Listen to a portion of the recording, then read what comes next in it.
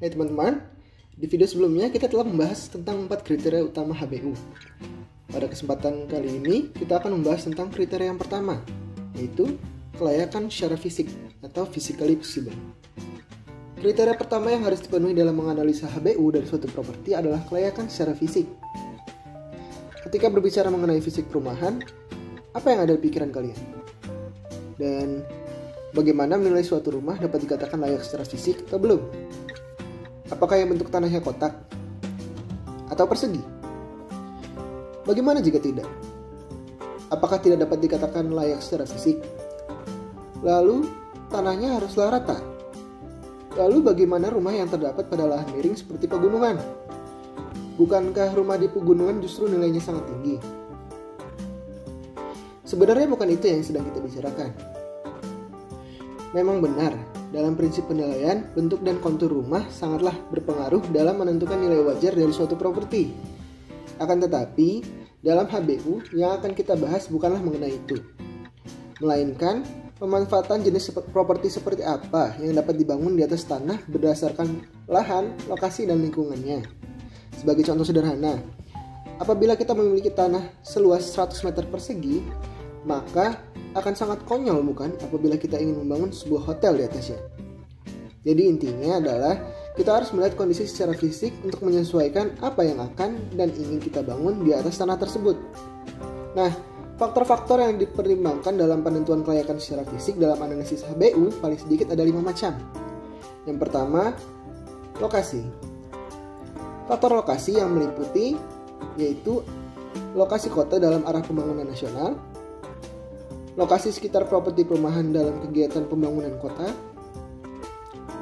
lokasi properti perumahan dan lingkungan sekitar, dan isu-isu rencana pembangunan ke depan pada kota dan sekitar lokasi.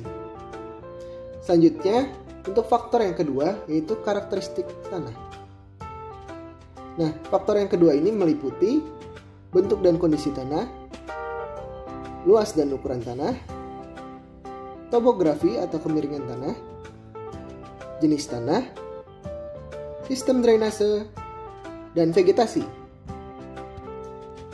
Selanjutnya kita akan masuk ke faktor yang ketiga, yaitu infrastruktur, utilitas, dan fasilitas publik yang meliputi ketersediaan jaringan jalan, jembatan, dan saluran di sekitar lokasi, ketersediaan jaringan listrik, jaringan telepon, jaringan gas, dan air bersih, serta ketersediaan fasilitas umum dan sosial di sekitar lokasi seperti pasar, sarana ibadah, sekolah, fasilitas olahraga, pembuangan dan pengelolaan sampah, serta yang lainnya. Kemudian faktor yang keempat, yaitu aksesibilitas, kepadatan lalu lintas, dan transportasi yang meliputi aksesibilitas dari dan ke lokasi properti ke berbagai pusat kegiatan kota, kemungkinan sirkulasi kendaraan dan orang keluar atau masuk properti dan di dalam properti sendiri, kemungkinan sirkulasi kendaraan dan orang pada jalan terdekat lokasi, moda transportasi yang ada dan dapat digunakan dari dan ke lokasi properti, serta isu-isu rencana pembangunan ke depan yang terkait dengan aksesibilitas, sirkulasi, dan sarana transportasi pada lokasi properti. Kemudian, faktor yang kelima, kondisi sekitar properti perumahan yang meliputi kondisi kawasan terhadap kemungkinan banjir, kondisi perkembangan pembangunan di sekitar lokasi properti perumahan, kondisi lingkungan di sekitar lokasi seperti kebersihan, polusi, penghijauan, dan keteraturan, kondisi sosial, budaya, dan kultural masyarakat di sekitar lokasi. Nah, sudah paham kan sekarang? Sekian pembahasan mengenai kelayakan fisik pada video kali ini. Nantikan terus video selanjutnya ya. Semoga bermanfaat. Jangan lupa like, komen, dan subscribe. Ciao.